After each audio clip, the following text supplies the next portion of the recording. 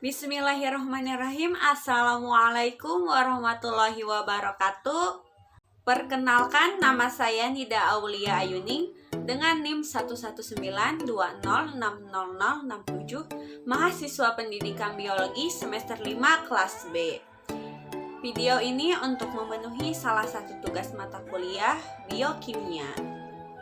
Baik, di sini saya akan sedikit menjelaskan tentang lipid atau bisa disebut dengan lemak. Lipid atau yang bisa disebut dengan lemak adalah sekelompok ikatan organik yang terdiri atas unsur-unsur karbon, hidrogen, oksigen yang bersifat larut dalam zat pelarut lemak seperti benzen.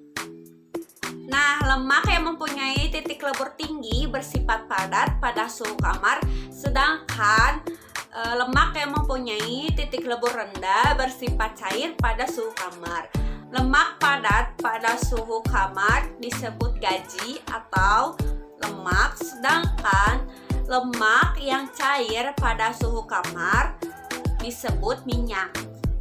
Fungsi lemak: 1. Sumber energi 9 kalori, 2. Bahan baku hormon, 3. Insulasi perubahan suhu, 4. Sumber asam lemak esensial linoleat dan linolenat, 5. Pelarut vitamin A, D, E, K dan membantu transportasi dan absorpsi, 6. Membantu sekresi asam lambung dan penggosongan lambung, 7. Kulit menjadi kering dan bersisik, melindungi organ jantung, hati, ginjal dari benturan, 8. Rasa gurih, memberi kualitas renyah pada makanan yang digoreng, memberi kandungan kal tinggi dan memberikan sifat empuk pada kue yang dibakar. Klasifikasi lemak ada 4. Yang pertama adalah trigliserida, yang kedua adalah kolesterol, yang ketiga adalah lipid plasma, yang keempat adalah asam lemak.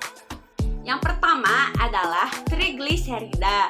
Trigliserida ini merupakan jenis lemak yang dapat ditemukan di dalam darah dan merupakan hasil uraian tubuh pada makanan yang mengandung lemak dan kolesterol yang dapat dikonsumsi dan masuk ke dalam tubuh dan dibentuk di hati.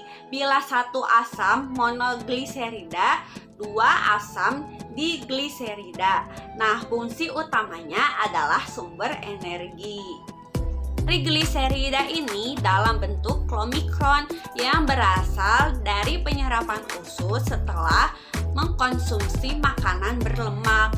Sementara itu, trigliserida yang berada di luar hati dan berada di dalam jaringan pembuluh darah, otot, jaringan lemak akan dihidrolisis oleh enzim lipoprotein lipase.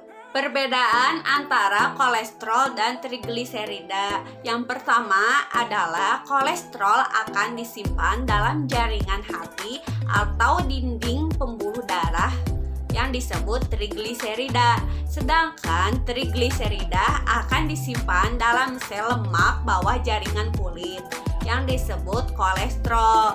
Nah, yang kedua adalah kolesterol berfungsi membangun sel-sel dan hormon-hormon tertentu dalam tubuh, sedangkan fungsi dari trigliserida adalah menghasilkan energi bagi tubuh.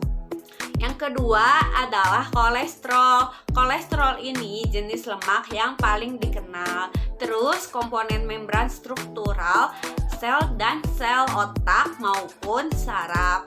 Dalam hati, kolesterol disintesa dan disimpan. Pembentukan asam empedu, estrogen, asam folat, hormon adrenal korteks, androgen, dan prosterogen perlu kolesterol. Sumber kolesterol ini adalah daging sapi, unggas, ikan, dan produk susu. Penyakit kadar tingginya kolesterol adalah penyakit jantung dan penyakit pembuluh darah. Yang ketiga adalah lipid plasma. Agar larut dalam peredaran darah, lemak harus diikat dalam protein yang larut dalam air, yaitu lipoprotein. Lipoprotein adalah partikel yang terdiri dari lipid dan protein yang memungkinkan pengangkutan lipid melalui aliran darah. Sebuah partikel lipoprotein terdiri dari lapisan luar fosfolipid yang menjadikannya larut dalam air dan inti hidrofobik yang mengandung trigliserida dan ester kolesterol.